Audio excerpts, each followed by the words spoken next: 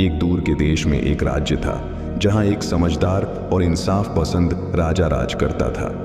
सब लोग उस राजा से प्यार करते थे और राज्य में सब खुशहाल और शांति से रहते थे। लेकिन एक दिन राजा बीमार पड़ गया और राजा की मृत्यु हो गई। अपने पीछे राज्य को बिना राजा के छोड़ गया। राजा के मंत्री इकट्ठा हुए ताकि नए राजा का चुनाव कर सकें। उन्हें पता था कि जो भी राजा बनेगा उसको राजा जैसा समझदार और इंसाफ पसंद होना चाहिए। बहुत सोच विचार के बाद मंत्रियों ने फैसला किया कि एक प्रतियोगिता कराएंगे जिससे नया राजा चुना जा सके। वे राज्य के सभी बच्चों को इकट्ठा करेंगे और हर एक को एक बीज देंगे। बच्चों से कहा गया कि वो घर जाएं और बीज को उगाएं। 6 महीने बाद वो अपने पौधे लेकर वापस आएंगे और जिसका पौधा सबसे स्वस्थ होगा उसको नया राजा बनाया जाएगा। महीने बीत गए और प्रतियोगिता का दिन आ गया। सब बच्चे राज्य के चौराहे पर इकट्ठा हुए, अपने अपने पौधे लेकर आए। वहां लंबी सूरजमुखी, खुशबूदार गुलाब और कुछ कद्दू की बेल भी थी। लेकिन एक बच्चा सिर्फ एक खाली गमला लेकर आया था। बाकी बच्चे उस पर हंसने लगे, लेकिन सबके आश्चर्य के लिए मंत्री उस बच्चे का खाली गमला देखकर खुश दिख रहे थे।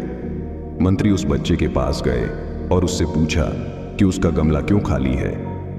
शर्म और लाज के साथ उसने जवाब दिया, मैंने अपने बीज को मिट्टी में बोया, रोज पानी दिया और पूरा ध्यान रखा, लेकिन कुछ भी नहीं होगा। मंत्रियों ने मुस्कुराते हुए समझाया कि जो बीज उन्होंने दिए थे वो सब उबाले हुए थे और उग नहीं सकते थे। ये ईमानदारी और सच्चाई की परीक्षा थी और वही अकेला बच्चा था जो इस परीक्षा में पास हुआ।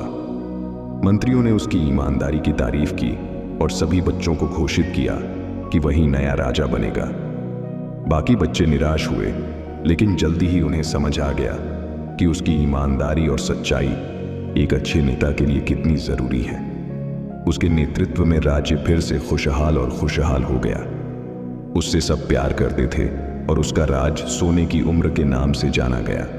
उसके खाली गमले की कहानी एक कहानी बन गई जो राज्य के लोगों को ईमानदारी और सच्चाई का महत्व समझाती थी।